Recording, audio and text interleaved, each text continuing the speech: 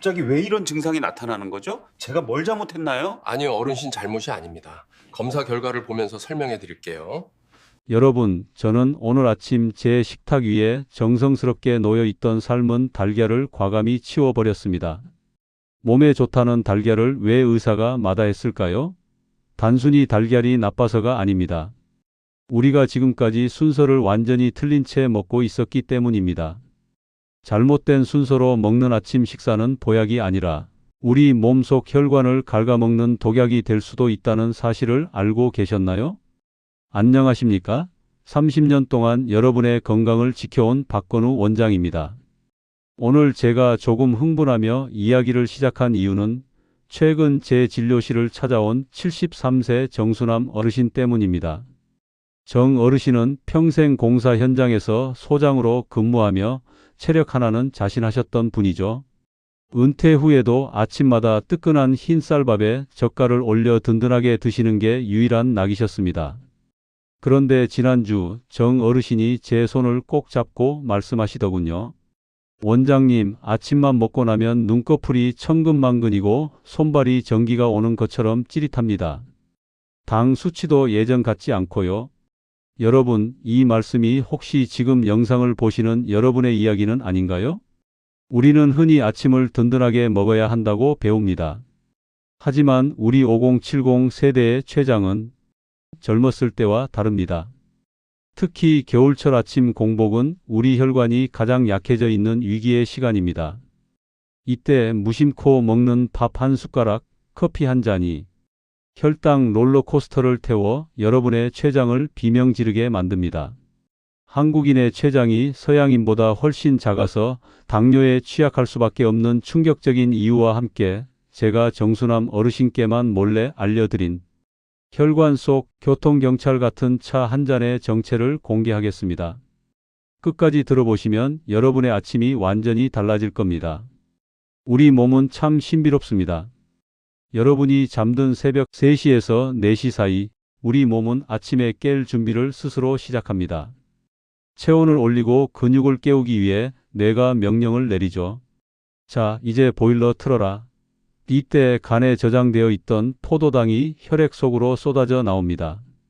이걸 전문 용어로 새벽 현상이라고 합니다. 건강한 사람은 인슐린이라는 조절기가 있어서 혈당이 너무 오르지 않게 불을 줄여줍니다. 하지만 우리 나이가 되면 이 조절기가 낡아서 고장이 납니다. 방은 절절 끓는데 불을 끌 수가 없는 상태가 되는 거죠. 그래서 밤새 아무것도 안 먹었는데도 아침 공복 혈당이 높게 나오는 겁니다. 여기에 한국인만이 가진 안타까운 특징이 하나 더 있습니다. 제가 이걸 뚝배기 이론이라고 부르는데요. 서양인의 췌장이 큰 곰소치라면 우리 한국인의 췌장은 작고 아담한 뚝배기 냄비와 같습니다. 실제로 연구를 보면 한국인의 췌장은 서양인보다 12% 이상 작고 인슐린을 만들어내는 능력은 36%나 떨어집니다. 가마솥에는 장작을 많이 넣어도 국물이 넘치지 않지만 작은 뚝배기에 흰 쌀밥과 설탕을 쏟아부으면 어떻게 될까요? 금방 부글부글 끓어 넘쳐버리겠죠. 정수남 어르신이 아침마다 드셨던 흰밥과 믹스커피가 바로 이 작은 뚝배기에 휘발유를 부은 격이었습니다. 그럼 이 뜨거워진 뚝배기를 어떻게 식혀야 할까요? 박 원장의 첫 번째 처방. 눈 뜨자마자 이 차를 마셔라. 자, 이제 펜을 들고 적으실 준비하세요. 정수남 어르신이 3주 만에 혈색이 좋아진 첫 번째 비결은 바로 미지근한 바나바잎 차 한 잔입니다. 왜 하필 바나바잎일까요? 바나바는 열대지방에서 자라는 식물인데 이 잎 속에는 코로솔산이라는 아주 영리한 성분이 들어 있습니다. 제가 아까 이 녀석을 혈관 속 교통경찰이라고 불렀죠? 혈당이 높아져서 혈관이라는 도로가 꽉 막혀 있을 때 이 교통경찰이 나타나 호루라기를 붑니다. 자, 포도당 자동차들, 도로에 서 있지 말고 얼른 세포 속 주차장으로 들어가세요. 라고 정리해 주는 겁니다. 박 원장의 특급 루틴 1.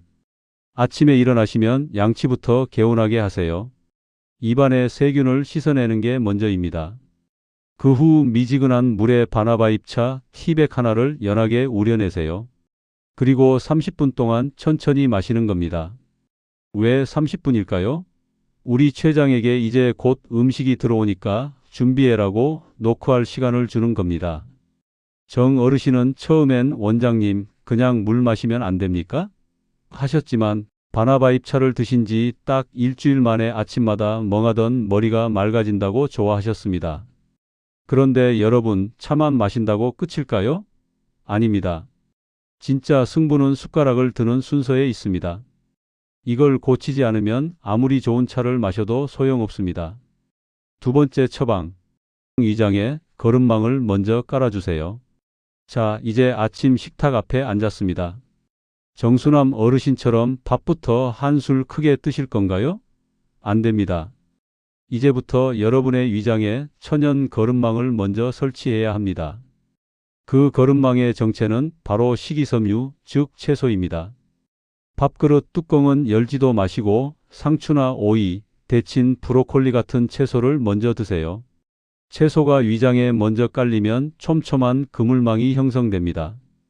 그 다음에 들어오는 탄수화물이 이 그물망에 걸려 천천히 흡수되게 만드는 것이죠. 그 다음이 바로 단백질입니다. 이때 아까 치워뒀던 삶은 달걀이 등장하는 겁니다. 채소 다음에 달걀이나 두부를 드시면 우리 몸에서 배부르다는 신호를 뇌에 보냅니다. 마지막으로 밥을 드시는 거죠. 이걸 저는 거꾸로 식사법이라고 부릅니다. 미국 코넬 대학교의 연구를 보면 순서만 이렇게 바꿔도 혈당이 30% 이상 낮아진다는 결과가 있습니다. 음식을 바꾼 게 아니라 순서만 바꿨는데 약 한 알 먹은 효과가 나는 겁니다. 그리고 식사를 마치셨나요? 그럼 바로 소파에 눕지 마세요. 밥 먹고 나서 딱 30분 뒤가 가장 중요합니다. 이때가 혈당이 최고조로 치솟으려고 시동을 거는 타이밍이거든요. 24분 뒤에는 집안에서도 할 수 있는 혈당 청소 운동과 함께 겨울철 새벽 운동이 왜 여러분의 심장을 위협하는지 그 무서운 진실을 알려드리겠습니다. 찌릿하던 발끝에 온기가 돌아왔습니다. 정수남 어르신은 어떻게 되셨을까요? 한 달 뒤 다시 만난 어르신은 지팡이 없이도 당당하게 걸어 들어오셨습니다. 원장님, 아침마다 발끝이 찌릿해서 잠을 설쳤는데 이제는 온종일 발이 따뜻합니다. 당화혈색소 수치도 정상으로 돌아왔어요. 어르신의 환한 미소를 보며 저도 의사로서 큰 보람을 느꼈습니다. 오늘 제가 말씀드린 내용을 사진 찍듯이 머릿속에 저장해 보세요. 첫째, 아침 기상 후 바나바잎 차로 췌장을 깨우는 30분. 둘째, 채소, 단백질, 탄수화물 순서로 먹는 거꾸로 식사 30분. 셋째, 식사 후 가볍게 제자리 걷기나 설거지를 하는 혈당 청소 10분. 이게 바로 3-30 법칙입니다. 하지만 주의하세요. 겨울철 새벽 등산은 절대 금물입니다.